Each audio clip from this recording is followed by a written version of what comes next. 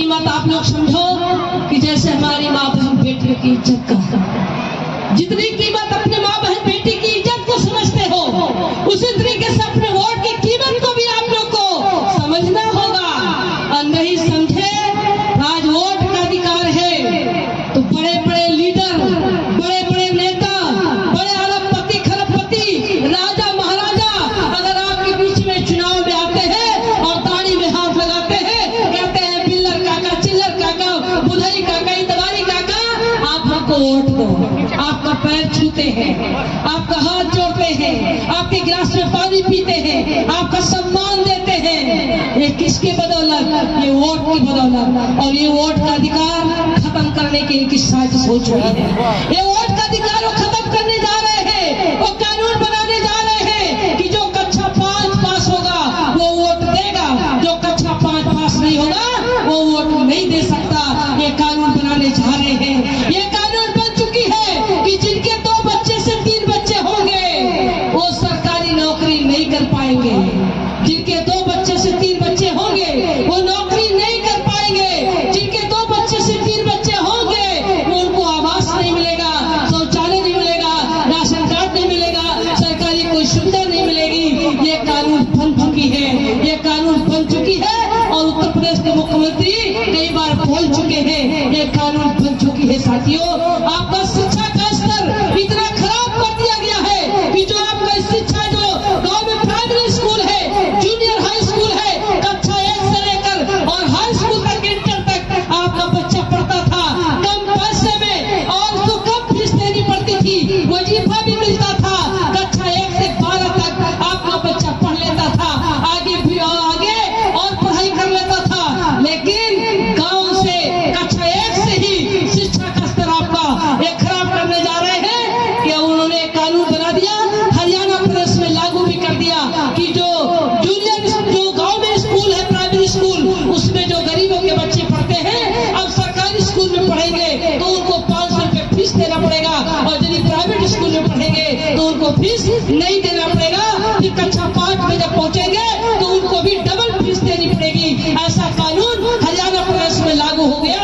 उत्तर प्रदेश में भी ये पूरे भारत में कानून लागू करने जा रहे हैं। आपका शिक्षा इतनी महंगी कर दी जाएगी, इतनी महंगी हो गई है कि आपका बच्चा शिक्षित नहीं हो पाएगा, और जब वो शिक्षित नहीं होगा तो गुलाम हो जाएगा। इस गुलामी से बचने के लिए आपको अपने हक की लड़ाई लड़ना होगा। साथियों, जो शिक्षा में स्वास्थ्य विभाग था, जो प्राइवेट सरकारी स्वास्थ्य विभाग था, तो आपके अच्छे इलाज हो जाते थे, आपका ऑपरेशन हो जाते थे, फ्री दवा मिल जाती थी, फ्री ऑपरेशन हो जाता था। लेकिन वो भी प्राइवेट कर दिया गया। जब वो प्राइवेट हो जाएगा तो इतना महंगी दवा होगी कि आप इलाज नहीं कर पाओगे।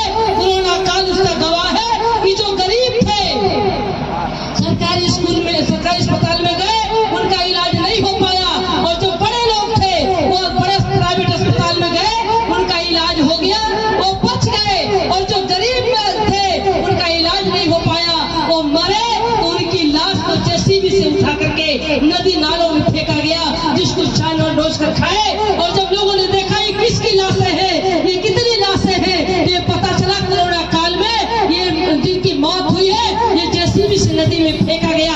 वो आखिर किसकी लाशें थी? वो हमारे गरीब परिवार की थी, कमजोर परिवार की थी, लाचार परिवार की थी। साथियों, हमारे गरीबों के साथ सौदा करते हैं, चावल गेहूं आटा दे करके, तेल दे करके, नमक दे करके गरीबों के साथ मजाक करते हैं। क्या उतने पैसे में, क्या उतने गले में आपका परिवार चलता है? नहीं। बाबा साहब डॉक्टर भीमराव अंबेडकर जी भारत के संविधान में सबको बराबर का अधिकार दिया है। जितनी जिसकी संख्या भारी उतनी उसकी हिस्सेदारी। उन्होंने, बाबा साहब ने अधिकार दिया है सामाजिक, आर्थिक, राजनीति में सब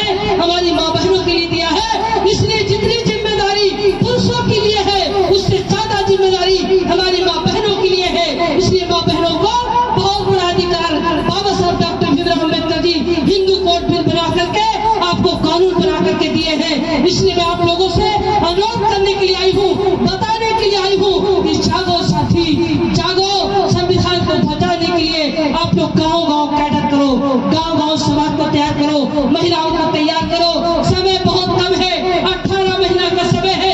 18 महीने में आप लोग को अपना जिम्मेदारी समझो, जिम्मेदारी समझ करके गाँव-गाँव कैडर करना शुरू करो। कैडर के लोगों को अंदर जो मन में किसी के प्रति नफरत की भाव है, उस नफरत को खत्म करो। ये तमाम संगठन बना करके जो कार्यकर्ता बोलने वाले हैं, बाबा साहब अम्बेडकर जी के बारे में, कांशीराम साहब जी के बारे में, संविधान के जानकार है, कानून के जानकार है, उनको बुलाइए, जिले में कैडर करके उनको गाँव में भेजिए, समाज को तैयार करें। अगर ये समाज हमारा पूरे देश में, पूरे प्रदेश में कैडर के माध्यम से तैयार हो जाएगा, और जब कैडर के माध्यम से तैयार हो जाएगा तो उनका नारा ये नहीं चलेगा कि तुम हो हिंदू हम हो हिंदू। जब चुनाव आता है तो चुनाव के मौके पर कहते हैं कि तुम हो हिंदू हम हो हिंदू, हम है हिंदू। 100 करोड़ देंगे उनको, 2 करोड़ हिंदी हिंदू। हिंदुस्तान कहाँ से आया? मुसलमान भेजो उसको पाकिस्तान, वरना मारो उनकी इनकी जान, भेज दो इनको कब्रिस्तान। तो हमारे लोग गरीब कमजोर नहीं समझ पाते, कहते हैं जय श्री राम। ये तो हमारे हिंदू की बात करते हैं, हमारी बात करते हैं। हमारे लोग हिंदू मुस्लिम चले जाते हैं। ये जब चुनाव आता है तो हिंदू मुस्लिम की बात करते हैं, भारत पाकिस्तान की बात करते हैं, मंदिर मस्जिद की बात करते हैं। लेकिन चुनाव खत्म होने के बाद जब इनके आरक्षण की बात आती है, इनकी आजादी की बात आती है, संविधान की बात आती है, अधिकार की बात आती है, तो ये गरीब हो जाते हैं, ये पिछड़ी जात के हो जाते हैं, वो अनुसूचित जात के हो जाते हैं। तो हम इस जातियों की गिनती में ये गिनने लगेंगे। लेकिन ये दिन जब आएगा जब आप लोग कैडर करना शुरू करेंगे, और जब ये नारा लगेगा तो इसका बहिष्कार पिछड़ी जाति के लोग, अनुसूचित जात के लोग करेंगे कि नहीं, हम हिंदू नहीं, हम अम्बेडकरवादी है, हम संविधानवादी है, हमें हक चाहिए, हमें नौकरी चाहिए, हमें रोजगार चाहिए, हमको आजादी चाहिए, हमको आरक्षण चाहिए, हमारी जितनी जिसकी संख्या है उतनी उसकी हिस्सेदारी चाहिए। हम तुम्हारे गफलत में आने वाले नहीं है। जब आप कैडर करेंगे, जब गांव को तैयार करेंगे, जब समाज को तैयार करेंगे, जब महिलाओं को तैयार करेंगे, जब पुरुषों को तैयार करेंगे, तभी अगर ये पैसा बांटेंगे, अगर ये लालच देंगे तो लोग पैसा ले लेंगे, वोट नहीं देंगे। तब वो कारवां कांशीराम साहब जी का शुरू होगा, तब वो आंदोलन कांशीराम साहब का शुरू होगा, तब आप देश में, प्रदेश में सत्ता परिवर्तन कर पाएंगे। इसके लिए हमको समाज को जगाने की जरूरत है, बताने की जरूरत है। इसलिए जागो साथी, जगाने के लिए मैं भी अपना घर छोड़कर, अपना परिवार छोड़कर, अपना सब कुछ न्यौछावर करके मैं देश में संविधान को बचाने के लिए, लोकतंत्र को बचाने के लिए मैंने लड़ाई लड़ रही हूँ। मेरे गुरु छेबनाथ कनौजिया जी, आपने अपनी जमीन बाबा साहब अम्बेडकर जी के नाम से 1.5 करोड़ की जमीन आपने दिया है। उसी जमीन पर मैंने बाबा साहब अम्बेडकर जी का बहुत बड़ा पार्क बनाया है, और मैंने बुद्ध विहार बनाया है।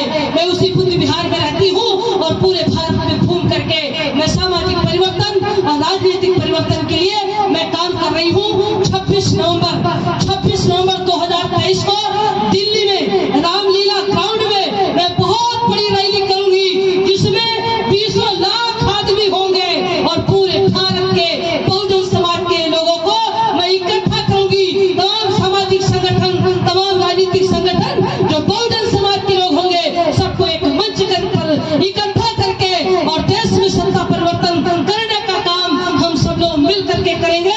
इसके लिए आज हम सब लोग विनोद मिलिंद साहब जी, हमारे गुरु छेबनाथ कनौजिया जी और तमाम साथी हम लोग गाँव निकल रहे हैं, जिलों में निकल करके लोगों को तैयार करके कैडर का कार्यक्रम शुरू कर दिया गया है। मैं आप लोगों से चाहती हूँ, आप लोगों से समर्थन चाहती हूँ कि क्या आप लोग तैयार हैं संविधान बचाने के लिए, लोकतंत्र को बचाने के लिए।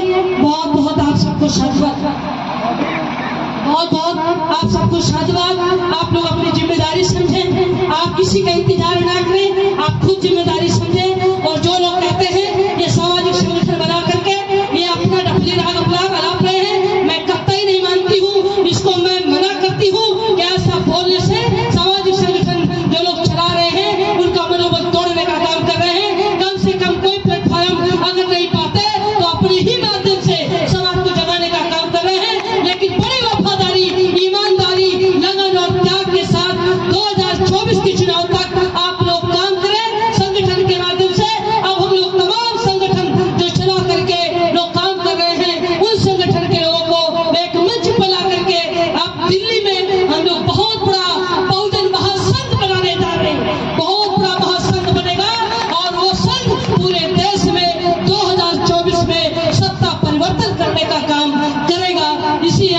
आशा विश्वास के साथ मैं एक शेर के माध्यम से अपनी वाणी को बयान देना चाहती हूँ कि तन बिक रहा है, वतन बिक रहा है, तन बिक रहा है, वतन बिक रहा है। आए हमारे पिता तो बुजुर्गों, माताओं, बहनों, भाइयों, बुरा न मानो तो खोल कर कह दूं, हम लोग आपस में इकट्ठा न होकर गाइडर नहीं करते हैं, इसलिए हमारे माँ बहनों के तन का कफन बिक रहा है, इसलिए हमारे माँ बहनों पुरुषों का तन का कफन बिक रहा है। मैं कहना चाहती हूँ कि जज में 100 की शहादत को क्या पूछिए, अब तो हमने भी हाथों में सर ले लिया, कत्ल होने से आखिर कहाँ तक करूं, कातिलों के मोहल्ले में घर ले लिए, कातिलों के मोहल्ले में घर ले लिए। मैं आपकी आजादी को दिलाने के लिए, संविधान को बचाने के लिए, लोकतंत्र को बचाने के लिए, आरक्षण को बचाने के लिए मैंने अपना सब कुछ न्यौछावर करके बहुजन समाज को जगाने के लिए मैं आई हूँ। जागो साथी, जागो साथी, जागो साथी। इन्हीं शब्दों के साथ मैं अपनी वाणी को मैं विराम देना चाहती हूँ। नमो बुद्धाय।